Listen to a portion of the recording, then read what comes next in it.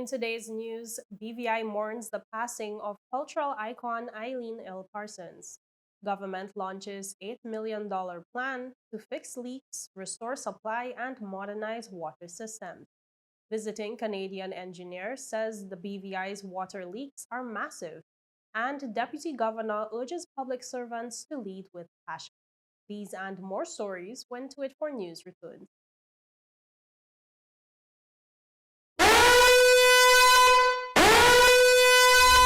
Orange alert!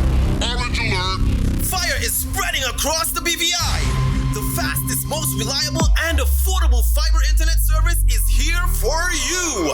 Look out for fire in these new locations: Slaney, Duff Bottom, Manual Reef, Seacows Bay, Albion, Hannah's, Palestina, Pleasant Valley, and Havers. Fiber is in your area. Call 444-4444 or visit a CCT store to find out more and bring it home. More locations coming soon.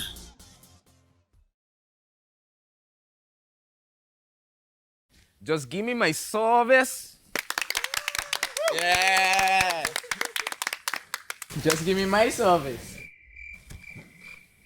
Just give me my service. Make the switch to CCT and get connected today. Unlimited talk, text, and data. Visit any CCT store or call us at 444-4444. CCT, Life Unlimited. Welcome, viewers, to the Monday, June 23rd edition of To It for News. I am Jacques Wooding, bringing you the latest out of the British Virgin Islands. Thank you so much for joining us. Premier Dr. the Honorable Natalia Weasley has extended heartfelt condolences on behalf of the government and people of the Virgin Islands following the passing of EILEENE Parsons, OBE, affectionately known as Miss P, at the age of 94. Today marks a solemn day in the Virgin Islands as we mourn the passing of one of our most distinguished daughters, Miss EILEENE Lucia Parsons, OBE. A trailblazer, a cultural icon, and patriot, Miss Parsons' legacy is deeply woven into the fabric of our society. As the first woman to serve as government minister, Deputy Chief Minister, and Deputy Speaker of the Legislative Council, she broke barriers and paved the way for future generations of women leaders. Alongside Miss Ethelyn Smith, she was among the first of the two women elected to the Legislative Council and among the first at-large members, historic achievements in our political landscape. Renowned as a BVI cultural icon, Ms. Parsons dedicated her life to preserving and promoting Virgin Islands culture. She founded the BVI Heritage Dancers and championed numerous initiatives to celebrate our traditions. Her passion for culture and festivals was unmatched. Her legacy endures through her many contributions, including the EILEENE L. Parsons Auditorium at the H. Laverty Stout Community College, a space that embodies her commitment to education, creativity, and community. Ms. Parsons lived a remarkable life, passing away just shy of her 95th birthday. Her voice, presence, and service will be dearly missed, but her impact will forever resonate throughout these islands. I extend heartfelt condolences on behalf of myself, on behalf of my family, on behalf of the government and people of the Virgin Islands, to Ms. Parsons' family, friends, and the wider community. May her soul rest in eternal peace. A lover of softball, horse racing, and all things community, her vibrant spirit and contributions earned her the title of BVI Cultural Icon. In 2013, she was awarded the Order of the British Empire for her service to the territory. Meanwhile, the government of the Virgin Islands has declared the territory's ongoing water crisis a national critical priority, triggering a fast-tracked infrastructure response backed by an initial $8 million in emergency funding. The announcement came during a press conference last Friday where Minister for Communications and Works, the Honorable Kai Reimer, confirmed the launch of immediate repair works funded through the $100 million loan facility. Virgin Islands, I want to reiterate that you deserve better, and you are getting better. We are committed to eventually fixing all the water issues in the territory to enable a reliable and consistent flow of water to households and businesses daily. That's why addressing this issue head-on is essential to improving the reliability of our water supply. We won't just cover up the symptoms. We are determined to get to the root cause. Our efforts will extend beyond quick fixes. We are implementing sustainable, long-term solutions that will restore and future-proof our water systems for generations. With Cabinet approval, our government has made water a national critical priority, emphasizing our commitment to ensure that every Virgin Islander can rely on consistent access to this vital resource. Declaring water a national critical priority underscores its essential role in the health and prosperity of every community member and business. The ministry will begin work on leak detection, reservoir and pump upgrades, and the deployment of smart real-time monitoring systems. Areas prioritized in this first rollout include District 6, Ridge Road, Boggers Bay, and the sister islands of Jos Van Dyke and Virgin Gorda, where residents rely heavily on pump stations. As part of the national response, international NGO Operators Without Borders has deployed 3 engineers to assist the local water and sewage department. Their early assessments show critical losses. You're producing twice as much to get the water to the people. You're having to produce almost twice as much water as you need so that people can be served, so that you can reduce that non-revenue water number percentage, and that alleviates the stress on your pipes, the stress on your systems, the stress on your plants. It gives you a buffer availability. The fact that you are in fact producing that much water is great. That means you've got good capacity, but you're pushing that by losing so much into the system. So if you can even get that down to 40%, if you cut it half, in the first 5 years, and then in the next 3 years you cut it in half again, that's a huge impact. So that's kind of the target we're looking for, is to cut it by 50% and then another 50%. Hopefully it gets you in the 20% range. And as you get lower and lower, the cost to improve will increase, of course. So there's going to be easy wins, quick wins here at the beginning, but then it will progressively get more and more difficult to get those last percentages. In addition to infrastructure repairs, the ministry says it will soon launch a temporary water incentive plan to help ease the burden during service interruptions. Full details are expected to be released in the coming weeks. Brian Davis, acting director of the Water and Sewage Department, emphasized the implementation of technology will bring much needed visibility into system performance and improvements.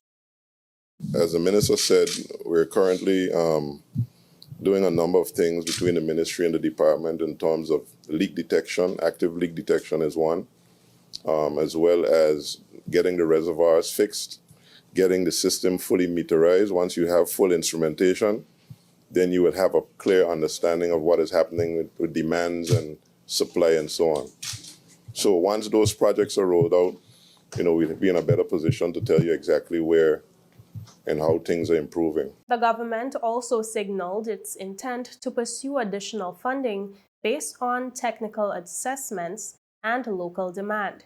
with a commitment to scaling both manpower and modernization efforts territory-wide. One of the Canadian volunteers who was here recently to make the assessment of the territory's water problems says it will be a challenging fix. The 3 volunteers from Operators Without Borders spent a few days in the territory and were able to visit reservoirs on Tortola, where they saw many leakages. During the press conference, Rhonda Harris described the leaks at the reservoirs as massive. We have found what is common on most of the islands in the Caribbean, in that there is a lot of leakage due to the pressure, as you would expect, pressure differentials through the hills, and there is a lot of aging infrastructure, aging pipe that we know needs to be repaired and replaced. And it is a challenge to do both of those. You have narrow roads, you have the roads being worked on by the roadworks. That needs to be coordinated with the water department so that you do those together rather than fix a road and then come back and tear it up to fix the water. So let's work on that together. So those are some of the things we found. The leaks are an issue. Obviously, you have massive leakage here. We did see that significantly. We are looking at opportunities in short-term, medium-term, and long-term solutions for the issues. We have some security issues that we are concerned about that we want to be sure that you all address. But this sounds kind of rude, it's not unique. It's the same issues on all the islands, okay? It is an issue. It is a critical issue for everybody. So what we're seeing is something we are all familiar with seeing and also familiar with how to find solutions for those issues that you all have here. Mr. Kai Reimer says $8 million will be used to address the water problems. However, Harris says this is not enough, but it is a start. We have some very ballpark ideas of it, but again, we've only been here 3 days, and we'll take a longer time to figure out the detail of that. And we will be coming back. Marcel will actually be coming back later in the month and later in the summer to work here for a longer period of time and really work with the ministry and the water department to determine some of the issues that are going and how to get into detail. We have done what I would call a high-level overview and found some things that we believe can be fixed in the short term with the leakage repairs and fixed in the medium term, which would be about 1 to 3 years. And additionally, after that, there's some longer term things that need to be done. And we can apply some of the money to that. And we do believe that $8 million will go quite a long way, but it isn't enough. It's going to need more. Up next, Acting Director says camps to inspire and engage young people, and more stories when we return. At Higher BVI, we're not just about business. We're about empowering lives, and that is because we aspire to inspire. By choosing us, you're supporting a company that believes in equal opportunities, diversity, and community growth. Our mission goes beyond profit.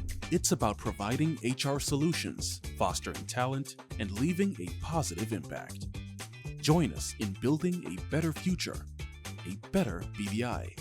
Choose Higher BVI, where your support isn't just a transaction, it's a transformation. Together, we're changing lives in these beautiful Virgin Islands.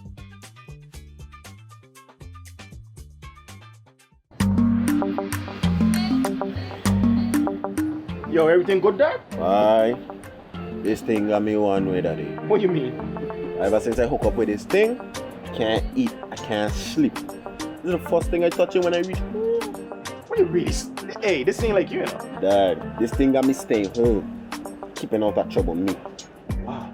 What your name is? Shit. I talking about my CCT life. Don't worry about missing your favorite series, sports, news, and local programming. Come to CCT today and sign up for CCT Live to access over 80 channels. CCT Live. Bring it home. 1 month free trial turn into 5. 5 months turn into, well, you know I hop. I watching ball. I even watching football. Dad, Nickelodeon, Paw Patrol. I am hooked. Hook, I tell you. Rashford made it.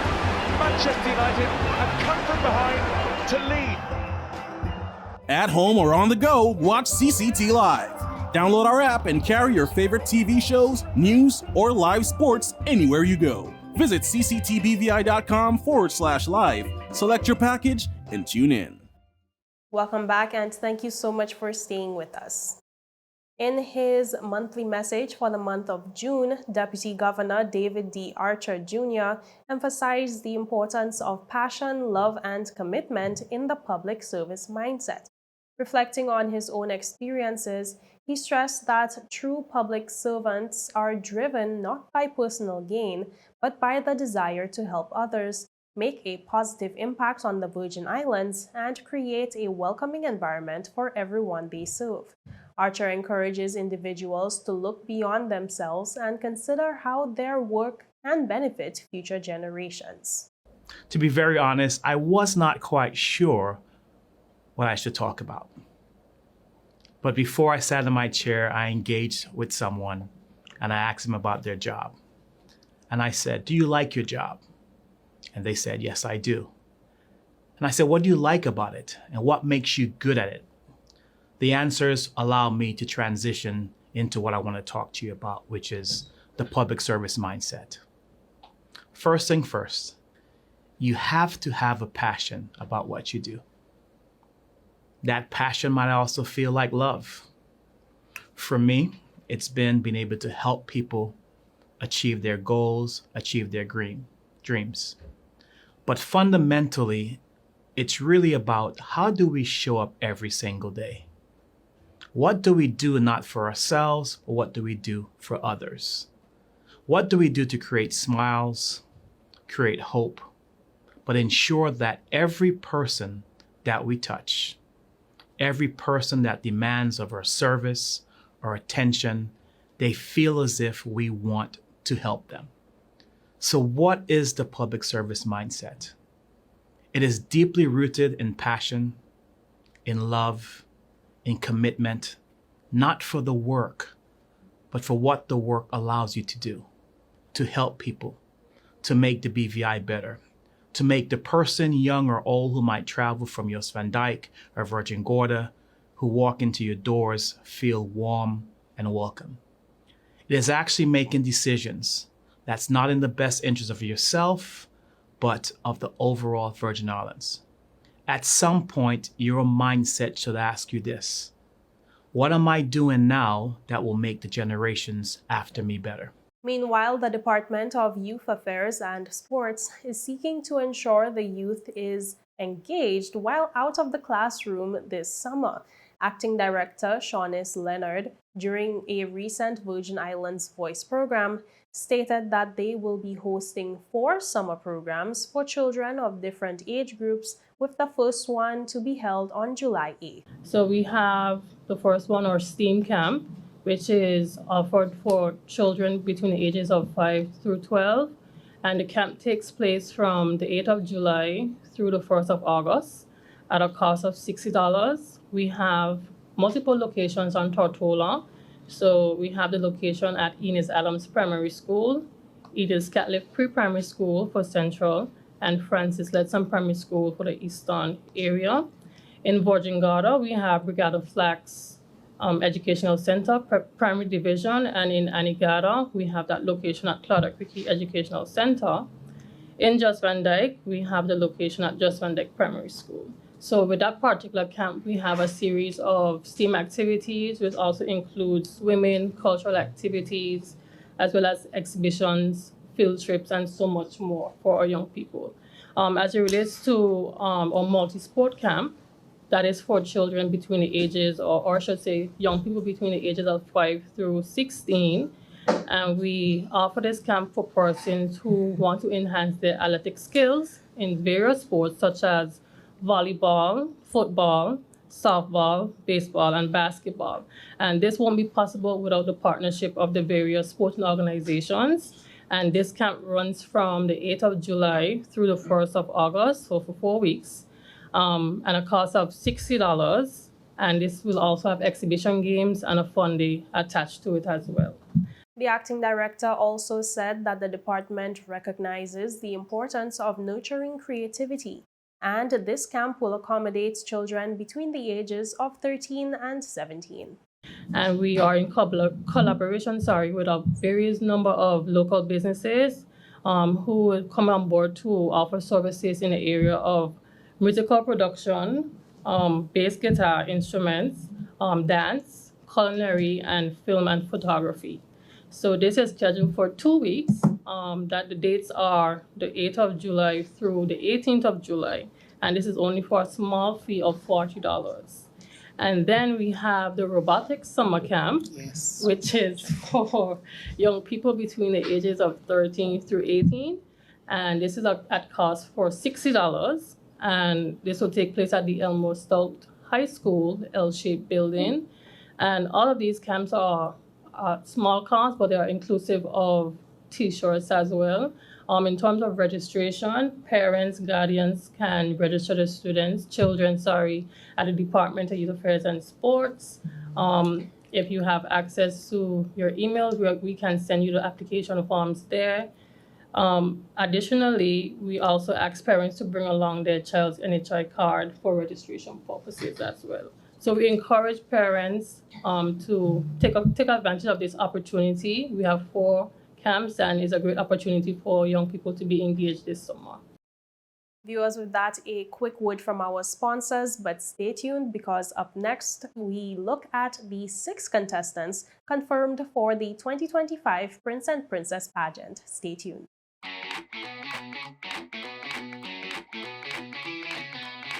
My name's Henry Bosch. I work for PPG. I'm here to explain to you the use of the Deltron NXT paint line and ENVIRO-based high performance, one being solvent-borne and the next being waterborne.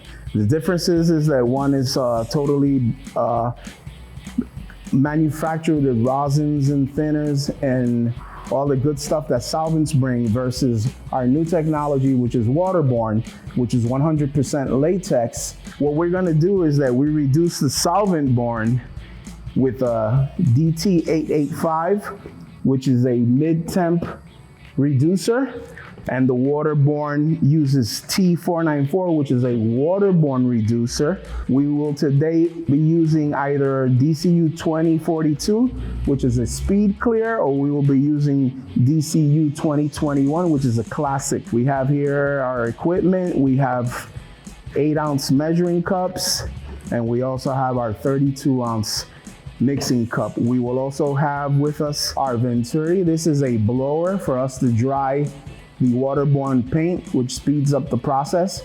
The good thing about waterborne paint is that as soon as it evaporates, you're good to go. So now Gilligan will dilute the waterborne paint with the waterborne reducer. We made 8 ounces, that would be 1.6 ounce. It always has to be properly mixed until we get an even mixture within the paint mixing cup. So when we spray, we don't see uneven coats of color. So right now we're filling our paint gun with 8 ounces of diluted paint. We're gonna see how far 8 ounces will take us.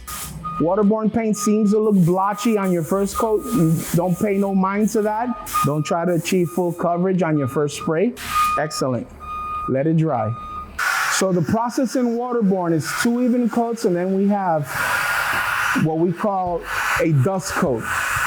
Well, now we're gonna have Mr. Brown apply the first coat of clear on his waterborne panel. We'll let it flash off, and then he'll come back and coat it with his second coat to finish it off. As you had seen in the previous shots, we had a little blotchiness, and you'll see some patches. That's all due on purpose to sandpaper to prove that with ENVIRO-based high performance, all technicians, the body work has to end at 800 grit or plus. Well, ENVIRO-based is like we're trying to shift everyone into that slowly but surely. The entire west coast of the United States and all of Canada has already been on waterborne for the past 10 years. And now soon it'll be the eastern seaboard, which covers the Caribbean. So when that happens, we'll all be affected. So it's best to start now, start trying and applying waterborne, because eventually everyone will be on it. And referring to technicians, it's less harmful because it doesn't have all the toxic chemicals that solvent-borne paints do. Welcome back, and thank you so much for staying with us. Two talented young sailors, EILEENE Westlake and Henry Clifton, both aged 13, represented the British Virgin Islands at the 2025 International Optimist Regatta held June 8th to 15 in the St. Thomas Yacht Club. Competing in the championship fleet, the largest and most competitive fleet they faced, both sailors displayed determination and composure among 51 seasoned racers from the USA, Puerto Rico, and the US Virgin Islands. Westlake placed 35th overall, 13th in Red Fleet, best finish at 23rd in race 10, and Clifton placed 41st overall, 15th in Red Fleet, with their best finish 28th in race 10. AERIN was also honored with the Chuck Fuller Perpetual Trophy for Outstanding Sportsmanship, a prestigious award recognizing her positive spirit and commitment to the sport. The regatta was won by Daniel Tyson of Annapolis, USA. BVI coach James Campbell and AERIN's father, Paul Westlake, accompanied the sailors during the event. In other news, 6 have stepped into the spotlight as confirmed contestants for the 2025 Virgin Islands Prince and Princess pageant. They were revealed in a recent video shared by the committee. Here's a look. Hi BVI, I am 12 years old and my name is Udranti Ennis.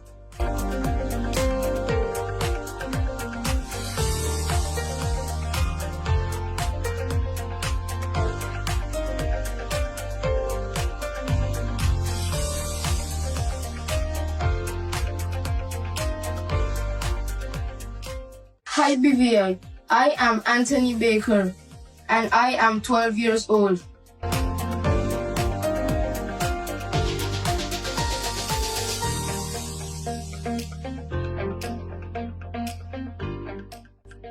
Hi BVI, my name is Kyrie Dijamak and I am 9 years old.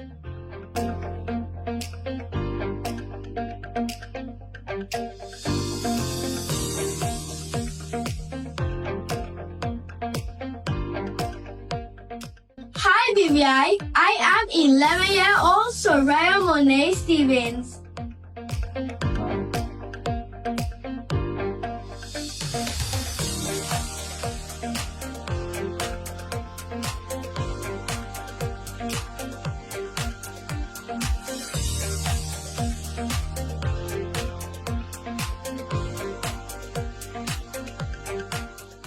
Hi BVI, I am 8 years old and I am Jakaila Tyson.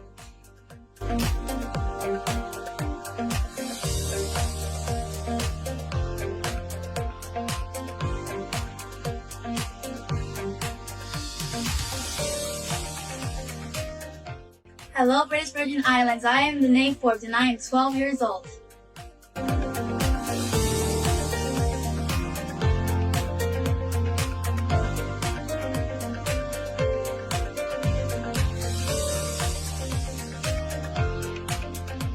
Now that you have met our sensational 6 contestants, it is now time for them to choose their contestant numbers. Wish them the best of luck.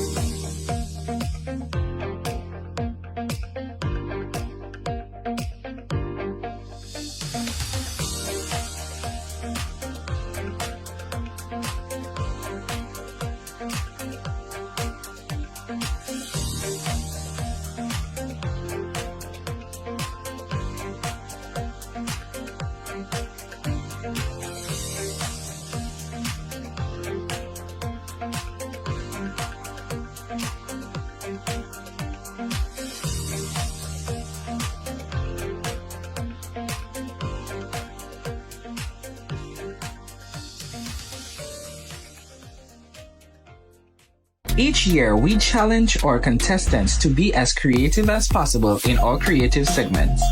This year, we present to you our Crayola-inspired creative segment called Pigment Playground Wear.